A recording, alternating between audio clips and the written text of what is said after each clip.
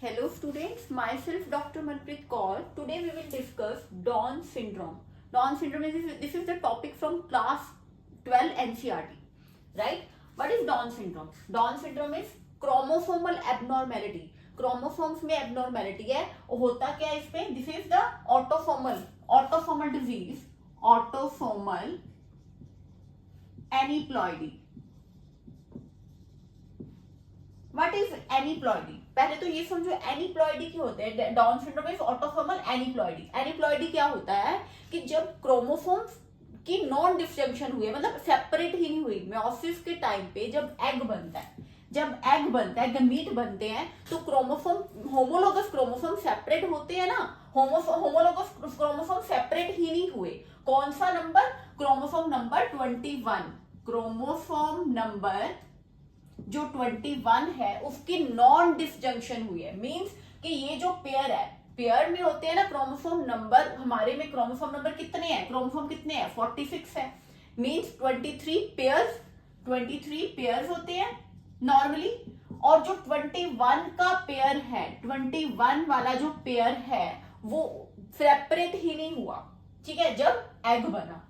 ठीक है, क्या हुआ फिर? वो जो एक्स्ट्रा क्रोमोसोम था, ठीक है, वो पेयर समेत इस एग में चला गया.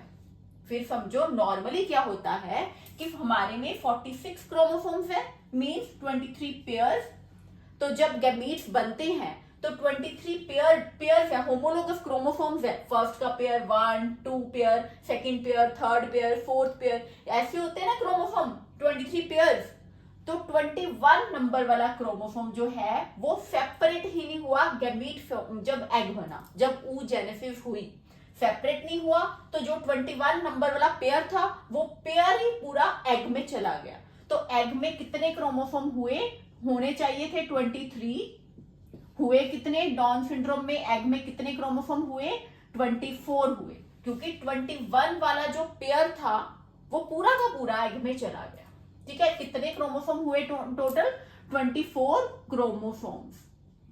इसे कहते हैं एनीप्लॉइडी. जब नॉन डिसजंक्शन हुई, नॉन डिसजंक्शन मींस सेपरेशन हुई, नहीं हुई. नॉन डिसजंक्शन हुई मींस सेपरेशन नहीं हुई. जब गैमीट बनते हैं नॉर्मली सेपरेशन होती है, होमोलोगस क्रोमोसोम अलग होते हैं गैमीट बनने में. टोटल 23 पेयर्स है, तो वो सेपरेट होते हैं जब गैमीट्स बनते हैं एग पर. वो 21 वाला पेयर एक दूसरे के होमोलोगस क्रोमोसोम सेपरेट ही नहीं हुए, वो पूरा का पूरा पेयर एग में चला गया. तो एग में कितने होने चाहिए थे? 23 क्रोमोसोम्स. हुए कितने? 24 क्रोमोसोम, क्योंकि 21 वाला पेयर भी साथ में पूरा का पूरा पेयर ही एग में चला गया.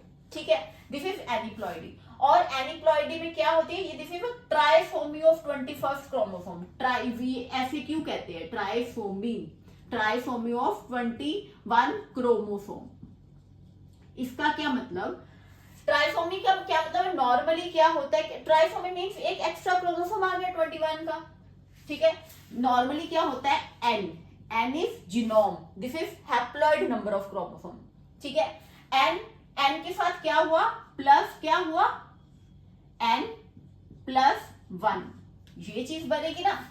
ये एक गमीट n है जिसके पास हैप्लॉइड नंबर ऑफ क्रोमोसोम है 23, और दूसरा जो है उसके पास हैप्लॉइड नंबर ऑफ क्रोमोसोम है 23 प्लस एक एक्स्ट्रा क्रोमोसोम है n+1. मींस एक गमीट n है जिसके पास हैप्लॉइड नंबर ऑफ क्रोमोसोम है और दूसरे गमीट के पास n+1 है. ये 1 कहां से आया? जो 21 वाला पेयर पूरा का पूरा ही चला गया था गमीट फॉर्मेशन में. तो एक गमीट में क्या हुआ? n+1 और दूसरे में क्या हुआ? n. तो क्या हुई एनीप्लॉइडी? क्या इसमें क्या हुई? इसे करेंगे सॉल्व तो क्या हुआ? 2n. ये बन गया ना. अगर हम करें n+n+1, 2n+1 means total chromosome कितने हो गए? 2n मींस 46 क्रोमोसोम प्लस एक एक्स्ट्रा. 46 क्रोमोसोम प्लस एक एक्स्ट्रा. तो टोटल क्रोमोसोम डाउन सिंड्रोम के केस में टोटल क्रोमोसोम कितने होते हैं? 47 क्रोमोसोम्स. राइट. फिर देखो, एक n था एक गमीट के पास, means haploid number of chromosome 23. दूसरे गमीट के पास n+1. ये 1 कहां से आया? ये जो 21 वाला क्रोमोसोम होमोलोगस क्रोमोसोम थे वो सेपरेट ही नहीं हुए, अलग ही नहीं हुए, वो साथ साथ दो पेयर, दोनों क्रोमोसोम होमोलोगस क्रोमोसोम 21 वाले दोनों होमोलोगस क्रोमोसोम एग में ही चले गए, एक गमीट में ही दोनों चले गए, होना सेपरेट था। हमारी हर सेल में जो है 46 क्रोमोसोम होते हैं, 23 पेयर्स होते हैं ना, जब गमीट बनते हैं, ठीक है, गमीट में बनते हैं तो होमोलोगस क्रोमोसोम्स सेपरेट होते हैं, अलग अलग होते हैं। 23 एक गमीट में चले जाते हैं, 23 दूसरे गमीट में चले जाते हैं, 23 एक गमीट में, सेकंड में दूसरे गमीट में 23, पर एक एक्स्ट्रा +1 कहां से आया, जो ये सेपरेट नहीं हुआ। 21 नंबर वाला जो होमोलोगस पेयर है, होमोलोगस क्रोमोसोम का जो पेयर है वो सेपरेट ही नहीं हुआ, वो साथ इसके साथ ही आ गया, +1 एक एक्स्ट्रा ऐड हो गया। तो टोटल क्रोमोसोम कितने होते हैं, 47 क्रोमोसोम होते हैं इस डाउन सिंड्रोम के केस में, ठीक है। अब अगर हम कहें कि मेल में अगर है डाउन सिंड्रोम तो क्रोमोसोम्स कैसे होंगे, XY तो होगा ही, प्लस कितने क्रोमोसोम्स, एक 47, ये 47 हो रहा है 2, कितने हुए, नॉर्मल 44 होते हैं, यहाँ पे 45, ये बनेगी 45 प्लस XY, क्योंकि XY तो रहेगा ही, ये सेक्स क्रोमोसोम्स है। 45 कहां से आया, नॉर्मली कितने होते हैं autosomes, this is autosomal disease, 44 होते हैं, 44 एक एक्स्ट्रा आ गया 45 प्लस XY। और फीमेल के केस में कैसे लिखेंगे, फीमेल में 45 प्लस XY, XY को कुछ नहीं हुआ, ये सेक्स क्रोमोसोम्स है, इनको कुछ नहीं हुआ, ये है ऑटोसोमल डिजीज, एक ये ऑटोसोम बड़ा है, ठीक है। इसमें होगा क्या, ये लिख रहा पूरा ऑटोसोमल डिजीज है, एनिप्लॉइडी है, एनिप्लॉइडी समझा दिया मैंने कि एनिप्लॉइडी होती है या तो एक एक्स्ट्रा क्रोमोसोम आ गया, एक्स्ट्रा या कम हो गया, या कम होगा या एक्स्ट्रा ऐड होगा, ये है एनिप्लॉइडी।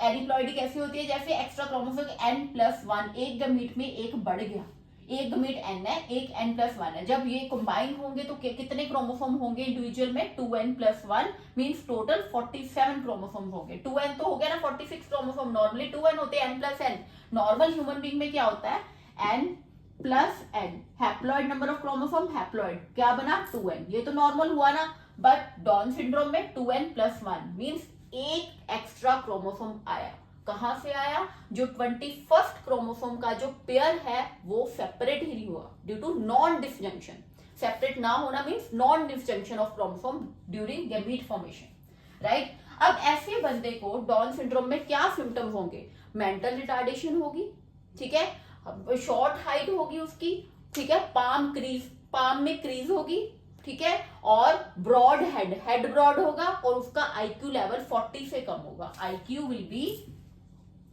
Less than 40, right. Thank you.